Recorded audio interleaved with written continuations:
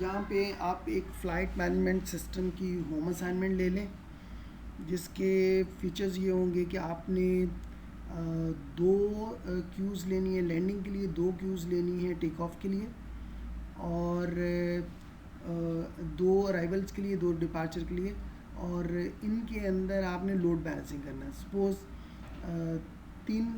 दो फ्लाइट्स आती हैं लैंडिंग के लिए, तो आपने एक लोड बैलेंसिंग ये करना है कि दोनों फ़्लाइट एक क्यू के अंदर नहीं डालनी।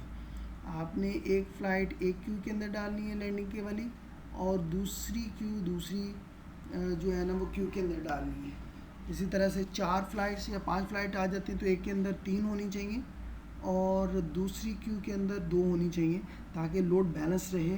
कोई एक रनवे जो है जो जिसके ऊपर लैंड करना है फ़्लाइट्स ने वो ओवर ऑक्यूपाइड ना हो जाए, और उनको एफिशिएंटली मैनेज करना है आपने। अराइवल्स को इसी तरह से डिपार्चर के लिए आपने दोनों क्यूज़ जो डिपार्चर क्यूज़ हैं उनको भी आपने प्रॉपर तरीके से लोड बैलेंसिंग करके तो मैनेज करना है।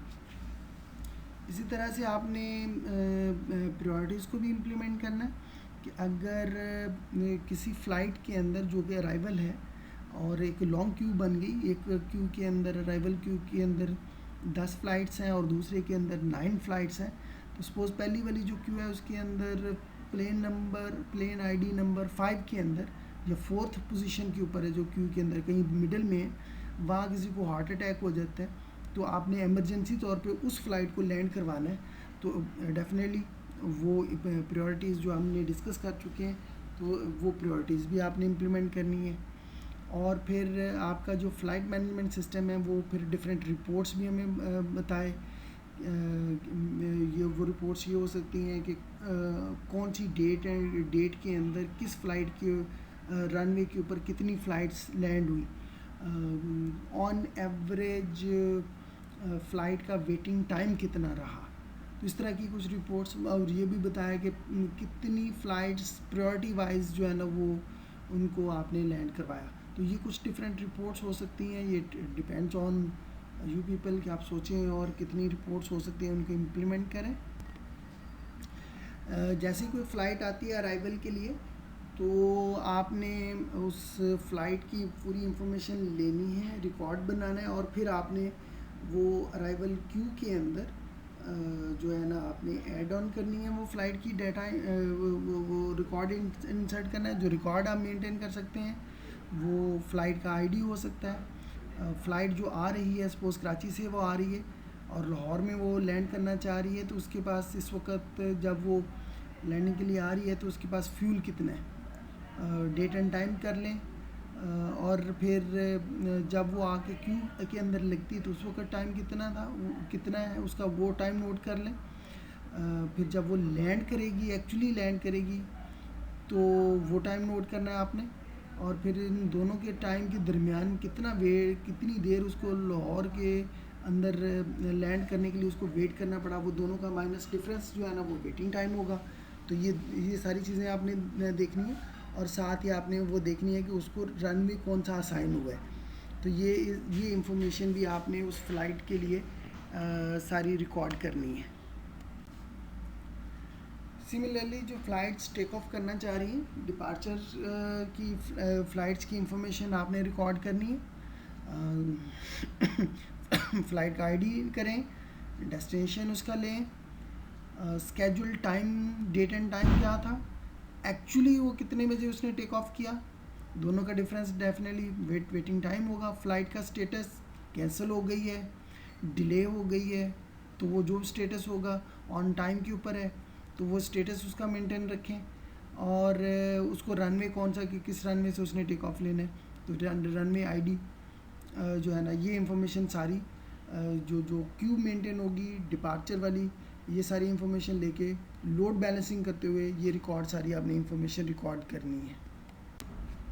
जैसे कि हमने पहले भी देखा कि रिपोर्ट्स तो बहुत डिफरेंट फॉर्म में हो सकती हैं, लाइक फ़्लाइट्स कैंसिल कितनी हुई, आप टाइम दे दें, इस डेट और इस डेट के दरमियान में कितनी फ़्लाइट्स लैंड जो है ना वो कैंसिल हुई। ये भी हो सकता है कि इस डेट और इस डेट के दरमियान में कितनी फ़्लाइट्स जो है ना वो डिले हुई। एवरेज वेटिंग टाइम कितना था, एमरजेंसी लैंडिंग कितनी हुई, किस रनवे के ऊपर कितनी फ़्लाइट्स लैंड हुई, कितनी टेक ऑफ हुई। ये बहुत सारी रिपोर्ट्स हो सकती हैं। आप ज़रा इसके ऊपर सोचें और जितनी आपको इम्प्लीमेंट कर सकें उतनी रिपोर्ट्स आप इम्प्लीमेंट करें। तो जब आपने अराइवल के लिए इंफॉर्मेशन रिकॉर्ड कर रहे हैं तो सिस्टम बेसिकली लोड बैलेंसिंग करते हुए सिस्टम ऑटोमेटिकली प्लेन को रनवे असाइन करे।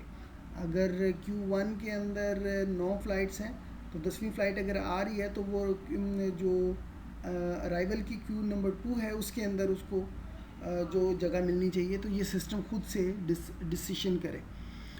इसी तरह से with the passage of time plane आ गया और वो क्यू के अंदर लग गया, अब वो वेटिंग कर रहा है। नीचे कोई इमरजेंसी क्रिएट हो गई, वो फ़्लाइट क्यू जो जितनी भी क्यू के अंदर फ़्लाइट्स हैं वो सारी ऊपर फ़्लाइट फ्लाई कर रही हैं, तो definitely with the passage of time उनका जो वेटिंग टाइम है वो इंक्रीज़ होता चला जाएगा और फ्यूल जो है वो डेफिनेटली डिक्रीज़ होगा। तो इस केस में भी इमरजेंसी हो सकती है कि किसी को कोई कुछ नहीं हुआ लेकिन नीचे कुछ सर्कमस्टांसेस ऐसे हैं रनवे के ऊपर कि फ़्लाइट्स ने जो लैंड करना है वो लैंड नहीं कर पा रही, फ़ज़ा के अंदर ही वो चक्कर लगा रही हैं, तो एमरजेंसी क्रिएट हो गई कि उनका फ्यूल किसी फ़्लाइट का हो सकता है कि बहुत हद तक कम हो जाए, तो उसको भी आपने एमरजेंसी तौर पे जो है ना वो हैंडल करना है, डील करना है। तो ये कॉन्सेप्ट भी आपने इम्प्लीमेंट करना है अराइवल्स के लिए। इसी तरह से डिपार्चर के लिए record all related information, system automatically उसको जो है ना वो रनवे असाइन करें और डेफिनेटली जब आप रिपोर्ट लेना चाहें तो वो दोनों का डिफरेंस जो है वो उनको विद द पैसे वेटिंग टाइम कितना है वो उनका डिफरेंस कैलकुलेट करके तो वो हमें बताए कि ऑन एवरेज जो है ना वो डिपार्चर वाली फ़्लाइट्स जो है ना उनको कितना वेट करना पड़ा। एमरजेंसीज में इम्प्लीमेंट करनी है और इस तरह से आपने रिपोर्ट्स लेनी है जो कि हम पहले डिटेल में डिस्कस कर चुके हैं। तो ये आपकी होम असाइनमेंट है, इसको करें और जो प्रॉब्लम्स हैं फिर वो लैब सेशंस के अंदर डिस्कस करें। Thank you.